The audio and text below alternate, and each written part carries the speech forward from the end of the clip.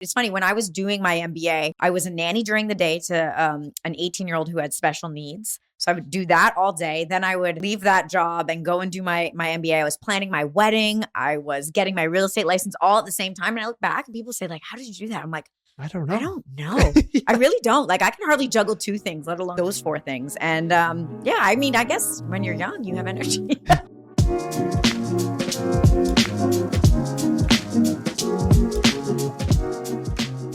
Welcome. It's David Chinelli here with another episode of DC Talks with David Chinelli, obviously. I think we're episode 67 today. All right, episode 67. And today we have a really special guest. We got Laura Stewart from my office at Royal LePage Signature, actually in the Don Mills office. I know. Sorry. I know there's like contention there, maybe. I don't know. Well, technically we're in my office. So it's like. That's true. You're from a 4th office. Yeah, exactly. There's all these little pockets around the place. Yeah. So Laura and I actually, it's the first time we met in person, but we've been conversing, I guess, online for a bit. Yeah. Yeah. A lot of things that intrigued me about Laura. So again, she is a fellow agent at Royal LePage, but you're part of the biggest team we have with the rec team. Yes. There's 64 of us. You guys are like your own brokerage in yourselves. Yes, we are a bit of a brokerage in a brokerage. Actually, when we joined Royal LePage Signature, we were a brokerage on our own. That was before I joined the team. So I don't talk about those things. No. And then, yeah, we got recruited into Signature and Chris and Jeff and Sam, who run that brokerage, are just so incredible. And it just made sense for us to not worry about, the toilets and the lights and the internet and all that stuff, and just really focus on what we were good at, which was selling real estate. Yeah, I love that too. Well, people ask me all the time, because I have my broker's license. Like, oh, do you want to start your own brokerage? I'm like, absolutely not a chance. I'm gonna let the slide M's take care of everything else. I'm just gonna focus on selling and do my thing. The grass is not greener. And like literally this morning, my team was complaining about the Wi-Fi at our office, and I was like, I guess I'm gonna have to call up Jeff. And so those are the types of things that you worry about as entrepreneurs, right? It's not usually very sexy when you're kind of dealing with the plumbers and the electricians and things like that. Yeah. Well, it's funny to actually see you in person. So in case you don't follow Laura online, you should.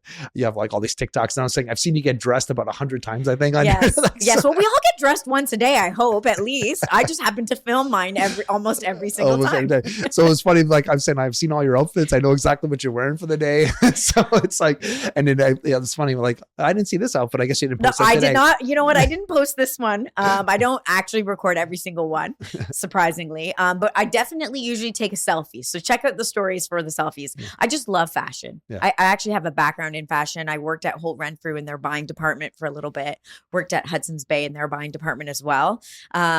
Started to realize pretty quickly on that I actually can't afford to shop at Holt Renfrew if I work here. So what can I do with my life to actually be able to afford some of these clothes? So I realized a career in fashion might not be it for me, but a career in real estate made a little bit more sense. And then I get to, be one of those typical real estate agents, I suppose, who walk around in our fancy clothes and all that stuff. Yeah. So give us a little bit of your background. Like, how did you, university, like, what did you do? Like, what made you get the passion for real estate and join one of the biggest brokerages? Oh my gosh. It's a long story. I was not one of those kids who loved sales. I actually was very fearful of talking on the phone. Like my parents had to bribe me to order pizza and things like that. So it's not natural to me to be a salesperson. I actually have my degree in nutrition. And from there on, I think I realized. Wait a second, aren't you the one like people always talk? You're eating all the time. I am eating all the time. But to me, that's healthy. I don't know. Okay, sorry. I've also posted a lot of food and fashion. So some people might think that those are a juxtaposition, perhaps, but love eating healthy, love eating period, and going out to different restaurants and trying different foods, and I love traveling and doing all that. So that's kind of my nutrition background. But I kind of realized quickly on that like science was really hard to me, and I thought that if something was hard, it meant it was worthwhile doing. Right. But then what I've now realized in my late 30s, that if something's that difficult for you, it probably just means you're not good at it. And science comes easy to some people. Mm-hmm. You know what I mean? Yep. So I kind of said, forget this. It's not going to be my thing. And that's when I got into fashion, because I started realizing like, I want to pursue my passion. What was my passion? And realizing that I wasn't going to be able to afford any clothes if I continued to work in fashion because they don't necessarily pay you that well. I went back to school, got my MBA. I was trying to find myself in my 20s, like so many people are. Yeah, yeah. You know? I did my MBA at 25. Oh yeah. I had no idea. I was a hockey player. I was like, I got a business degree, so bachelor of science. I have a business and math degree. I never really worked in an office before, so I came back from bouncing playing Rome. I remember I came home one day and I was working as a goalie coach because I bounced around playing pro. Was working. My dad goes, "Is this what you really want to do with your life?" He goes, "Either you go back to school or start paying room and board." Ooh. So when I was like, "Ooh, I am not paying that," I'm like, "Okay, where am I going to school?" So I did my MBA to find myself, and which just added. What school did you go to?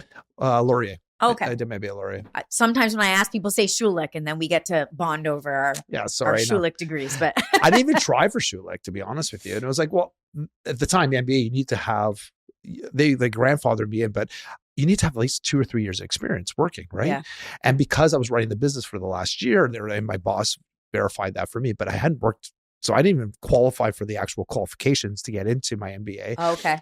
But they saw my grades, and they're like, so they. Not only did I get in, they gave me a scholarship too. And I'm like, I also didn't want to live with my parents anymore. Like I worked, time to get out. I got my undergrad in Wisconsin. So I played hockey in Wisconsin. So I did that for 4 years, and you come back and you're bouncing around and you're sitting there looking at your parents. I'm like, yeah, I don't want to live here anymore. Yeah, that's enough.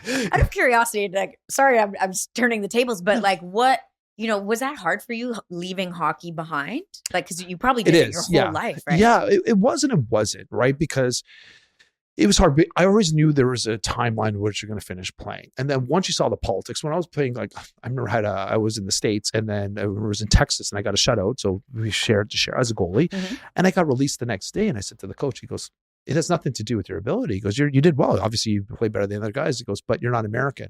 He goes, it's like the CFL. So it was one of the farm teams. It was the Odessa Jackalobes, which is the farm team, the Edmonton Oilers, like the way down. He goes like, we have to have a certain amount of Americans on the team, like the CFL. So the starting goalie was already Canadian, so we can't use another import card. He goes, "So, well, good luck." And I'm like, okay. Then I went to, I was at Quad City Mallards, and I was there for like backing up. And I'm like, I didn't get a chance to play, but the team was doing crap, and they just got rid of everybody. They're like, they paid me. They said, "Hey, thanks for showing up. We just brought in 2 veteran goalies to stir the team right." The other guys I was playing against, these guys were shit, but they were like 6'8". The teams had, like, I think Washington had drafted one. I forget who the other one was drafted by. But because they spent so much money on them, they had a leg up on me. So it was like, they're like, "Sorry, buddy. Like, you're not going anywhere." Like, I don't, this.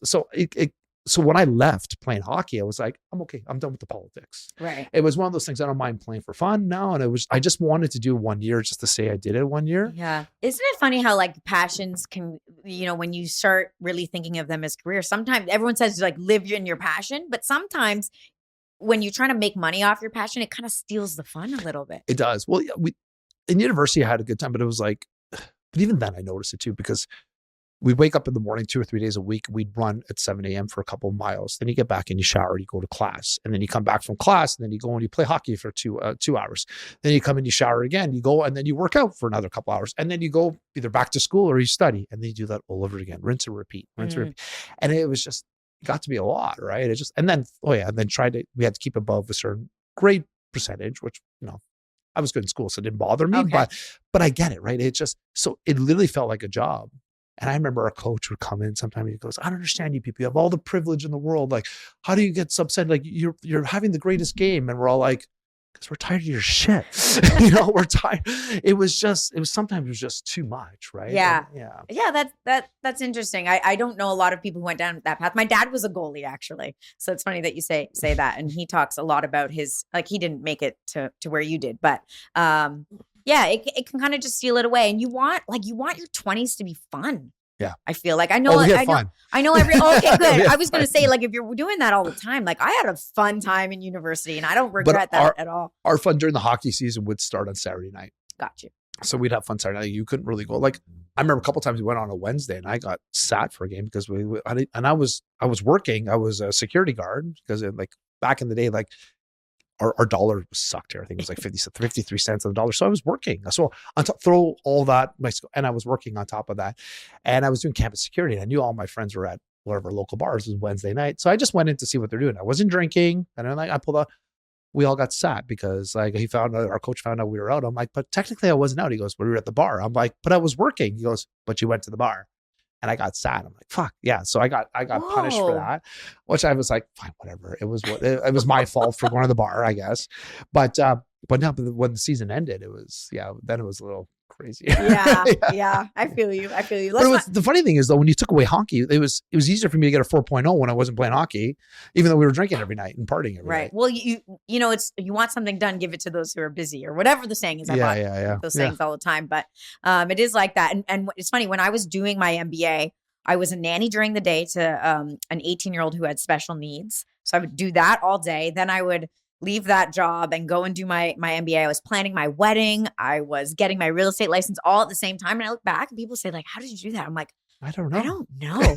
I really don't. Like I can hardly juggle two things, let alone those four things. And I mean, I guess when you're young, you have energy. Well, I also find like, I don't know if my school was, but because we like to party, like I made sure I would finish my school. I would be very organized. So my roommates would come in. They're like, how are you getting a 4.0? And they're like, we see you like drinking. Like you wake up and you're like, you're still in class for 8 a.m. I took tests drunk sometimes. Don't tell my parents I said that. But it was just like, yeah, you knew how to organize it. And it translates into our business now because you're so busy all the time. I explain, people are saying like, how do you do so much you do? Like they look at well, if you see how much feed, like we're constantly pumping things out. Like, where do you find the time? And I'm like, it's all about organization. So I learned an early skill set. It's like putting things in silos, figuring where to go. I remember 2019 thing it was. I was with my family in Aruba and it was February. So we like to go away in February where it's real estate's a little bit quieter here. I still did a couple of deals. Pre-spring season. Right. Yeah. And I said to a couple of my clients, I still have some buyers. Can you guys help them out? So I have 2 of my friends and they were calling me like, how the hell do you do this? I'm like, well, there's 2 of us. We still can't handle your schedule. I'm like, what are you guys talking about? It's slow. Like I didn't comprehend what they're talking about. I've heard people literally who are like, I'm dealing with 2 clients. I'm so busy. I'm like, 2? Good luck. I don't know. If you can only manage 2 clients, we're going to have a problem. Exactly. My point is, so I think one of the biggest skill sets you've learned, and that's why it helps you real estate now. You're able to do a million things and it seems easier because you've done all those stuff. Yeah. They call me the systems queen at my office, which I'm not really happy about that. That sounds like the most boring human being title possible. I swear I'm fun, but I'm just so adamant about making everything a system, right? Like if you do something more than once, it should become a system. And the system might be something as simple as a checklist. You know what I mean? But like, don't use mental bandwidth on the same thing every single time. So if you're hosting an event, for example, like you should have that systematized. You should have email templates written up so that you're not doing those same tasks over and over again. Absolutely. Yeah. Well, we do events all the time. I just tell my system, just use the same one, just change a couple of the background and that's it. Everything else should be the same. Yeah. We overthink things though. And we think, oh, they're going to notice that it's the same. And no one's noticing anything. No one's paying that much attention. No. It's like, I had this conversation with my brother too. And he's all like, he was all miserable because people weren't calling him. I'm like, no one's looking at you. Like no one's thinking about you. I'm sorry to say that. We're all thinking about ourselves. We're trying to get by ourselves, let alone you think we're stopping thinking about you. I know it sounds bad, like a dick thing to say, but it's not though. It's freeing. I actually think it's a very freeing mental space to be in when you realize that no one really cares about you. Like I'm not saying my husband and my parents don't care about me, but quite honestly, I guarantee you right now, my husband's not thinking about me. He's thinking about himself and what he's doing in his life. Absolutely. You know what I mean? So it's kind of like, well, if the person who's supposed to love me the most isn't thinking about me 24/7, then I can't expect, Isaac here to be thinking about me 24/7. I'm sure once I leave here today, they're not going to think about me anymore. You're not thinking about me 24/7? Laura, that hurts. That hurts. I'm sorry. I thought about you today on my way here. If I had feelings, that would hurt. Oh, yeah. Well, thank you. I appreciate that. At least you thought about me somewhat. So again, so like pulling it back into this stuff. So how did you even get involved in rec then? And like, were you working as an agent before and then you got to join rec or? No, they were the first people I met. So this is what was funny. I didn't know this about real estate when I got into the business, that you know, when you normally go on job interviews, right? So that's what I thought I was doing, but it's actually the opposite way around. You're interviewing the brokerage. So I remember I showed up to like my first brokerage, which was Royal LePage Signature. And I'm like, I get there and they're like, well, what do you want out of your career? And I think I'm supposed to be on like my best behavior. Like, here's my resume. But it really is actually the agent going around and saying like, which brokerage do I want to be at? They're kind of vying for your attention, which I didn't understand that at the start. It just so happens that I was the type of person who said, I want to be on a team. and I'm not saying you have to join a team, but for me, it made the most sense. I was like, look, I'm 30 years old getting into this business. I felt behind because, you always feel like you're behind the 8 ball, and everyone started when they were younger. There's lots of people who start in real estate in their 30s and 40s and well beyond. I was 36, I think. Yeah. So like now I've met a lot more people who started later, but I thought I was late to the game. Yeah. And I was like, I need to learn as much as I can, as quickly as I can. And for me, the best way I thought to do that was to join an excellent team. I actually used them as a bit of a scapegoat. So I was trying to get into the luxury real estate market. And I hate to say this, I was one of those people who watched all the $1 million listings, and I thought, I swear to God, I was like, this is the best business to be in. I get to wear fancy clothes, drive a great car, and drink for lunch, and I'm going to be great at this. That's what I thought it was. And so I used Royal LePage, or that interview with the rec team, as my like practice, because I was meeting with some other people who were more in the luxury space. Right. And I wanted to practice on them first. Wow. That's what happened. But I did meet with the other places, and it just so happens, there's just something when your gut is telling you, like, I jive with these people. They felt like they could be my brothers, like Jazz and Simeon, who run the team. I was like, we have a lot in common. It might not look that way on the surface, but we have a lot in common. We're similar age. They're great. They're amazing, those two. They're so amazing. fun. They're fun guys. And I remember laughing, and I was like, you know what? That's actually more what I want out of my job. I want to enjoy coming to work, enjoy the people I work with. Real estate can be super lonely. And I think if you don't have that, it can be a hard career. So I picked them instead, thinking, let me just learn from them first, and then I'll move my way over. Yeah. And I haven't left, and it's been 10 years, and I absolutely love working with them. It's so funny. When I started, I didn't even know about teams. It was never an option. I did everything on my own. I didn't even know it was on. And then I hired a coach because I'm like, well, the first like 6 months I had like 6 deals, and people were like, that's good. I'm like, is it? I'm like, I don't know. I don't know. Like I don't know what's going on here. Right. Yeah. And it was one of those things. And then all of a sudden the pipeline died because you don't know how to get business. Yes. And that's why Sam's like, like beginner's luck. Oh yeah. Well, a little bit. Yeah. I had some beginner's luck too. Well, the thing was for me, I've owned rental property. So people knew I was in the space, and I've been renting and all, and I know a lot about real estate, and I've been buying property. So it was kind of yes and no, not beginner's luck. But that was just like, okay, when I got my license, let some people know. And then Sam was like, oh, we did our accelerator course and all that when she was teaching it back then. And she's like, okay, well, in your phone, you call these people. But I'm like, so I did get lucky. But then Rob Vivian came to the school and came, and I jived well with him. I liked his psychology. So I joined a coach, and I'm like, oh, there's like people that can actually teach you how to do this. Yeah. I didn't even know about Richard Robbins or any of the other guys, or like, you don't have to hit your head against the wall. Like success leaves clues, right? And so, you got a mentor. I did that kind of coaching route. I got coached from internally. It's the same thing. You don't need to reinvent the wheel. Right. Here. You know what I mean? Like, some things change in real estate, but the fundamentals really stay the same. Yeah. Well, I just hired a new agent, as we do like a mentorship. We don't do like a team per se, because it's like, I like to have people keep their own names. Mm-hmm. So it's like, so we work on something on the backside. I'm like, so I will teach you, and if you don't make any deals, you don't have to pay me. Whereas coaches, you have to pay, right? Yes. But I want you to, like, the more successful you get, the less you have to pay me. Eventually you have to pay me but that's the idea, right?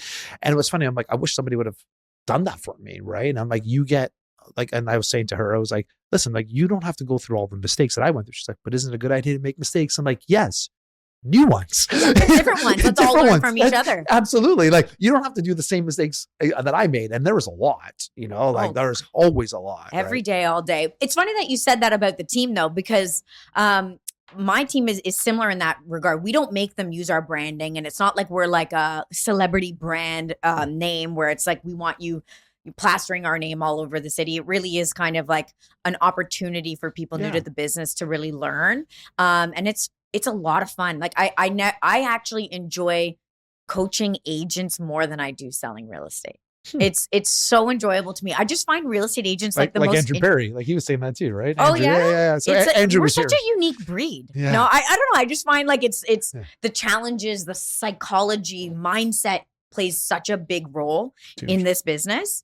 And that like gets me going every day, just to know that I'm maybe having like a 0.01% impact, I guess, on someone's life. I don't know. Oh, I love it. But it's funny you brought up back to where you were talking about the celebrities and stuff too. So, Jared James, right? Yeah, of course. Do you see his post the other day talking about, is it gone of the celebrity Yes, realtor? I did. And first of all, so I didn't even know all these shows. I was on HGTV, but I didn't really think about it. I don't watch HGTV. I don't watch any of the show. And what was your show called? Hot Market. Hot Market, yes. And it was funny, long story short, but it was like, I remember we interviewed HGTV, like, who's your favorite HGTV personality? I'm like, I don't watch TV. I don't really, we watch movies mostly and shows. Gotcha. So it was like, I knew Brian Baldwin, so I picked him. But it was funny, but I didn't know about all these real estate shows. I remember back in the day, we used to like Love It or Listed and those kind of stuff, but we had stopped watching stuff for a while. And then all of a sudden, like Selling Sunset popped up, which everyone kept referring like, oh, you can try to do Selling Sunset. Because, I got pretty girls working. I'm like, what are you talking about?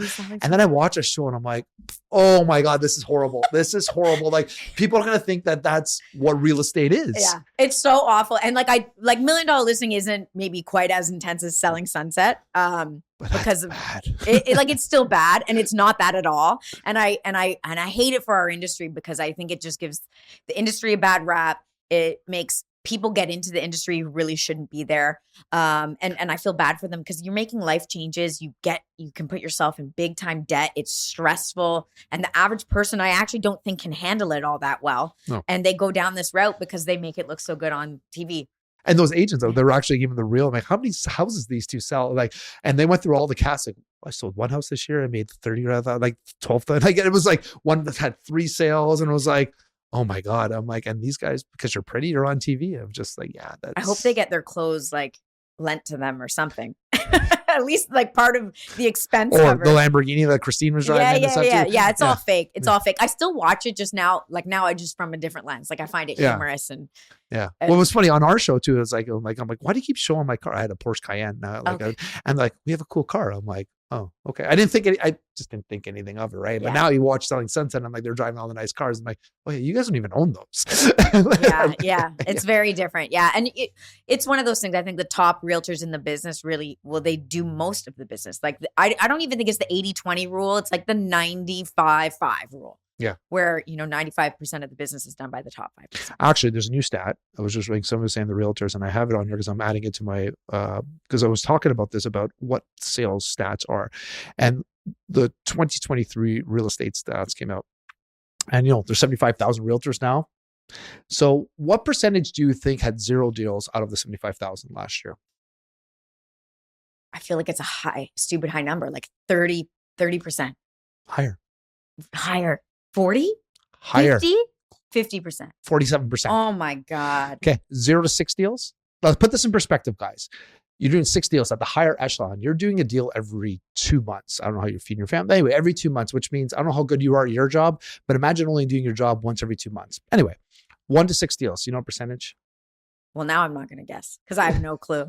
What is it? 43%. So if you add those together, 90% of people are doing 0 to 6 deals. And then you have about 9% doing 7 to 24, which makes sense. Mm-hmm. And then like us in the 1%, we're doing over 25 deals. Yeah. But it's less than 1% are doing over 25 deals per year. It's crazy. Well, and obviously there's admin people who have their license. Like, I get it. Part-timers, they probably shouldn't even be in the stats. But yeah, the average person, and like, just given the market last year, it was a tough year. Yeah. And I hope that some people take this as the opportunity to say, like, this isn't my thing. If you're not if you can't get up at a certain time every day and make it to the office and stick to your schedule, and you cancel things all the time, like, this isn't for you. You need a boss, in all honesty. Well, I tried. So Sam had sent me somebody to mentor, and it was like beginning. So I'm like, okay, so what time do you wake it up? It's like, well, it depends. I'm like, I get to be up at 6 a.m., if not earlier. He's like, why? I'm like, well, so now I get up, I pray, I work out, I feed my cats, and then I start. You have to start your calls. Yeah. If you don't start your calls by 9:30, 10, I'll do a little later, but my coaches say 9 a.m. to 11. Do 2 hours. Mm-hmm. I don't mind doing 10 to 12 because that's where a lot of the gatekeepers aren't at that point. You can get through to everybody. After 10 o'clock, after 12 o'clock, good luck. And sometimes I'd call him and he'd be like, I'm like, what are you doing? It's like, oh, I just got back from the gym. I'm like, dude, it's 1 o'clock.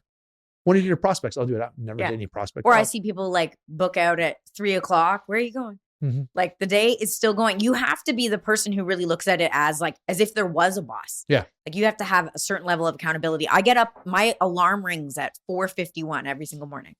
As a real estate agent, like, there's no real need for it, except for I'm like you, like, I need to get all these things done early in the day So that mind, like 9 to noon, is valuable, useful time. And then the afternoons, you that's when you go out do your and showings and all that, and working on offers and all that stuff. Yeah. So your morning should be prospecting at some point.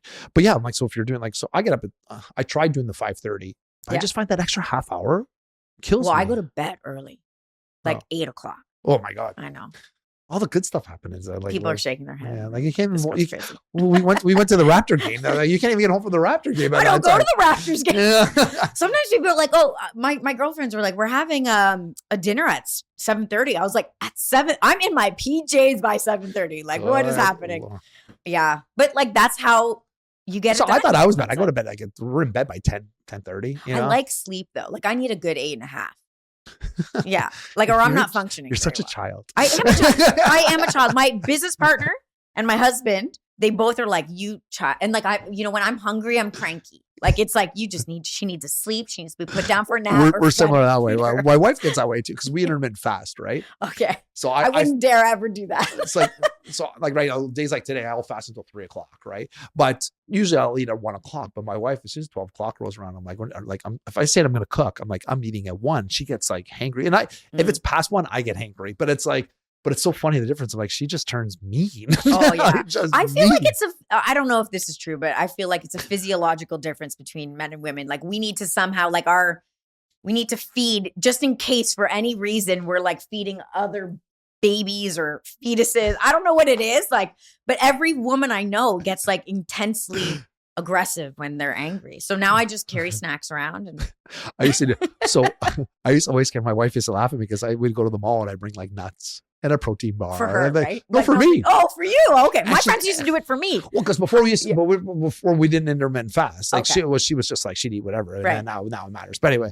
but it was a good segue for women because one of the reasons I wanted to bring you on, you're very like, I love the fact you are pushing for women in real estate. I love that. So you also have a podcast. What's the name of your podcast?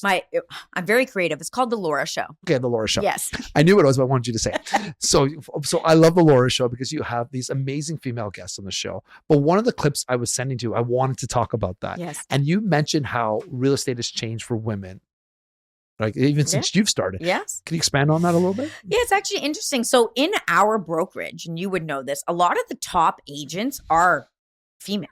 Like they're like women's teams. Women, I actually think, tend to do quite well in this industry. Although I hear a lot of chatter online, like this is a male dominated industry. I actually don't think that that's the case. No. And beforehand, it used to be like in our parents' age, they used to say like, well, that was a women's job on the side. Even like, more so. Yeah. Oh yeah. It was like, guys would never be a realtor back in the day. So for me, like, I think it's such a great career for women. I think you see a lot of women come into the space, maybe post-divorce or trying to get, they took some time off because they had children and now they can't necessarily get the job they had before. So they want a career that's flexible. And so you see a lot of women in the space. And I actually think, again, I'm stereotyping and generalizing here, but some of women's sort of more natural, like, I don't know, like sweet qualities, we'll call it. Maybe not when they're hangry, but when they're sweet the rest of the time, like motherly qualities, works out really well when you're helping people sell or buy their dream home. When you're helping people with their biggest purchase of their lives and they're like, I picture our kids in the backyard and the dogs or the cats running around. And I feel like that tends to actually be a great option for women. What I'm seeing now, though, and I feel like because the industry is shifting to being like, you need to be online and you need to be doing podcasts and sending videos to your clients and being on social media. I unfortunately feel like that's where some women who notoriously were probably great at this industry are having a bit of a roadblock, or at least that's going to be an obstacle for women going forward. And do you think that's because they're worried about how they look or what they say? What do you think it is? At an authority level? Yeah. What is it? All of the above. I'm not saying that men don't feel insecure about how they look and sound. I'm not saying that. I just feel like the men I know, at least, they might be insecure, but they kind of do it anyway. Yeah. They're more likely to push themselves outside their comfort zone, where a lot of women I know, they just are like, I'm uncomfortable. Maybe it's deeper seated issues with like how women look and our appearance. And we feel like we are being judged a little bit more for how we look. And that may or may not be true, but it's our perception of it. And so it's preventing a lot of women from getting online. Like I see a lot of realtors, like they'll post the like just listed, just sold. And it's like the PDF image of the house or whatever. Their face isn't even on it, like let alone getting on camera. And I get it too. It's not like I don't have a great voice. It's not like I feel like I should be on camera, but you have to just push yourself, because if you don't, I think a lot of men are going to start taking some market share from you. I agree. Well, most of the guys that I've seen, like that they've blown up that we've had on here, like they're all men, like mostly like they're doing podcasts. Like we had Matt Campoli was here too. Like Matt does great. I love Matt. Well, we remember Stephen Kim too. He started doing the video with him, and I love Stephen. He's a great guy. Tom Story, have you had Tom? I haven't had Tom on here too. But he's great online. Well, Tom is one of the guys that started doing this stuff too. I remember Richard Robbins was pushing with the brokers and saying like, look what Tom's doing. Tom does some amazing stuff, and he goes beyond and he teaches and he talks about like with his YouTube stuff. Like I got so much going on. I try to pick up nuggets from him too. We all try to pick up nuggets from each other. That's all works. But you're right. Like when it comes down to like, you're probably in the space, you and Sam, well, Sam doesn't sell anymore, are the only two that I know, even our brokers, are doing it consistently. I know. And that makes me sad. Yeah. Because and our leaders meeting, like which we have one on tomorrow, which I can't attend because but anyway, long story short, but it's like, you see all these pretty women and you see like, or women that do great teams and stuff too, like and they're knowledgeable. Yeah. But I talked to him, like I talked to Chantal like the other day, we were talking, like I said, how come I never see you on camera? And I'm like, you've been doing this longer than me. Like, you know your shit. Yeah.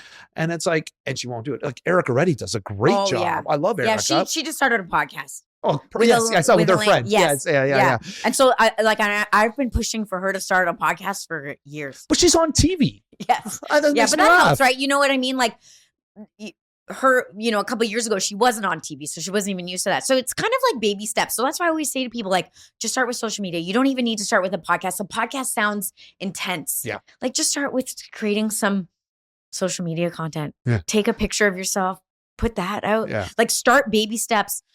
You have to put yourself in a vulnerable place. But then once you realize like it's not that scary, because as we already mentioned, no one's thinking about you that much. Sure, they'll judge you in the moment, but then they move on. Well, Laura, we get judged for everything. I posted one, I have a listing coming out today, and I was like, this one guy posted, he goes, I would never live in that house. Okay, I'm not asking you to. What do you want me to say? I had a friend of mine, Uma, like we were saying, like she was putting a post a couple of years, it was last year, and she's like, oh my God, David, everyone's so mean. I'm like, yeah.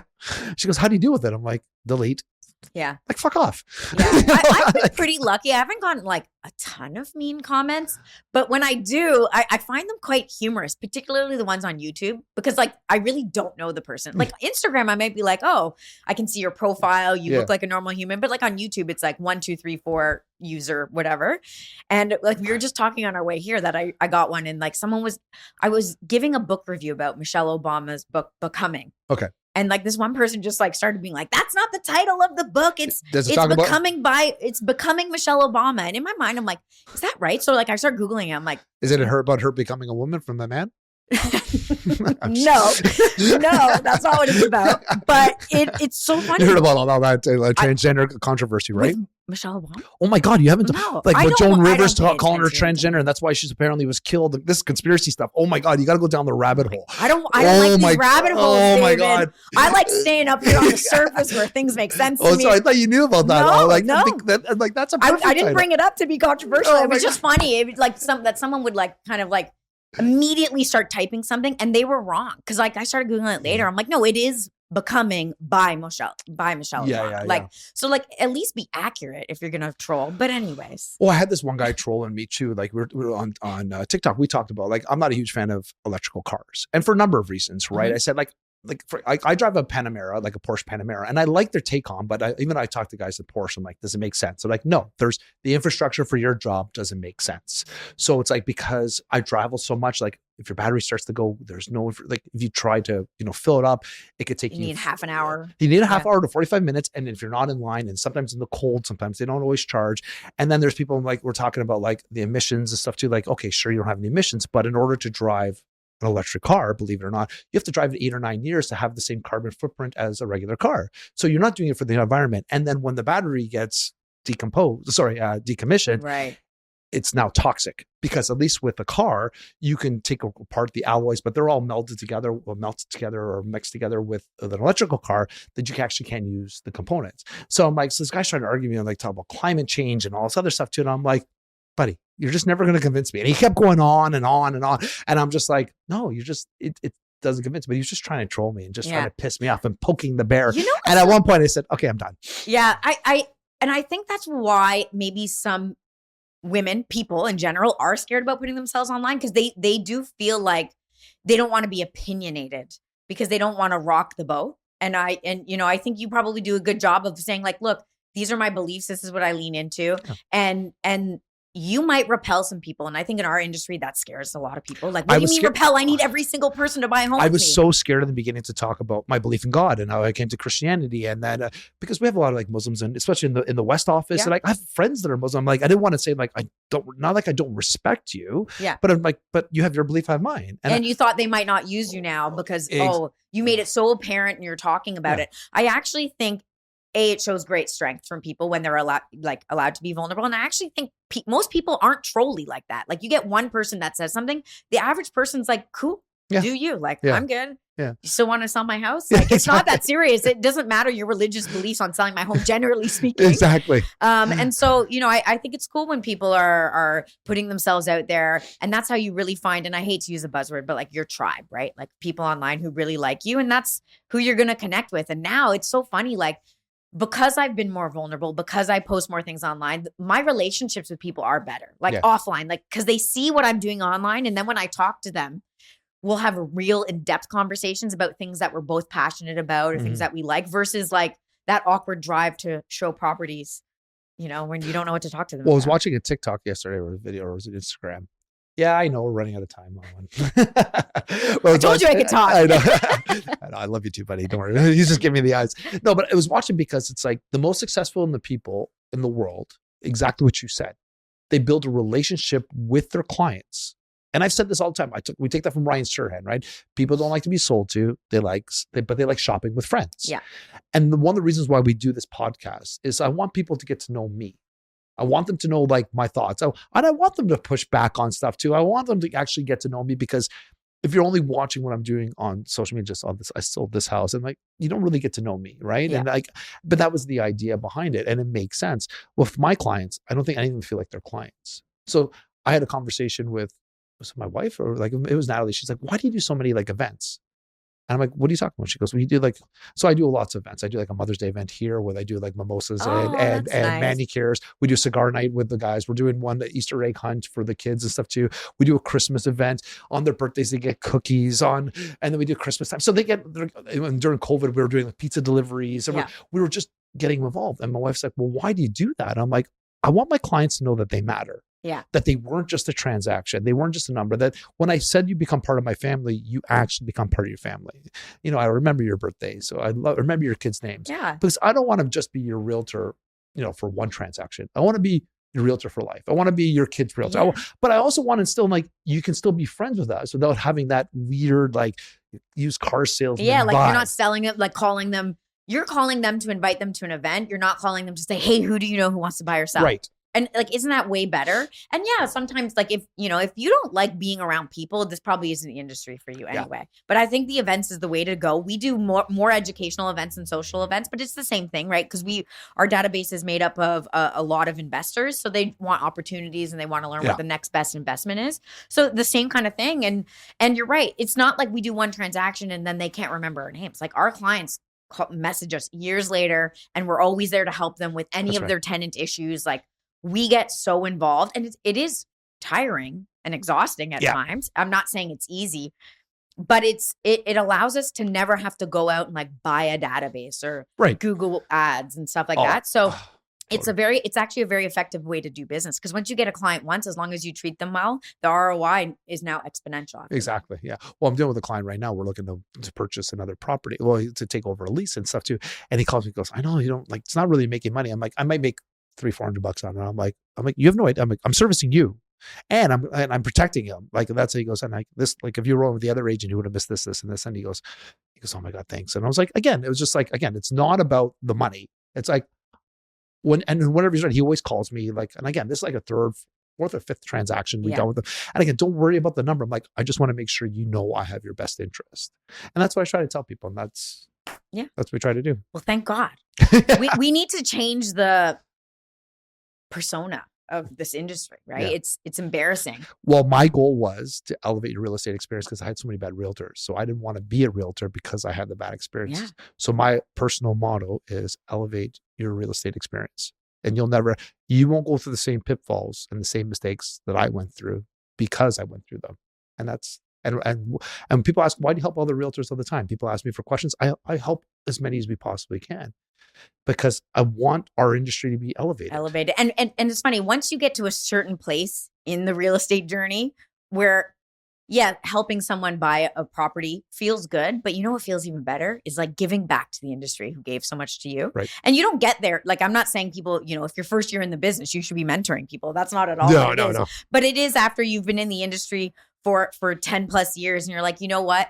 There's more that I can be doing here. I can help the next person and I can hopefully help change the rhetoric that's out there about real estate agents. I want to be proud of what I do, right? I don't, when people say, oh, it's like, lawyers and used car salesmen and realtors, like the three of you people are at the bottom of the trust list. Like that's such an awful place. Awful. We got to change that. So congratulations, because I feel like you're doing it. I hope so. Well, Laura, we have to wrap up. We should have wrapped up about 5 minutes ago. I know. I'm sorry. So parting words. So somebody like maybe a female or like, I say email entrepreneur wants to get into real estate, but he could be males, but any kind of parting words of advice you would try to give them? Yeah. Where I think I went wrong in life in general is came from the notion of ready, aim, fire, right? So like you aim at something and you make sure it's perfect. And only when you feel it's perfect, do you finally pull the trigger. And I was so wrong to think that, especially in this industry. It's not going to be perfect. Your email is not going to be perfect. It's okay that there's a mistake or that it doesn't sound like you or that the image, isn't a perfect image or you made a mistake when you did a piece of content. You got to redo it. Like you got to get over that because you got to keep moving. And so I think the faster that anyone can come from the notion of ready, fire, aim, they'll be that much more successful in this industry. I like that. Pretty cool.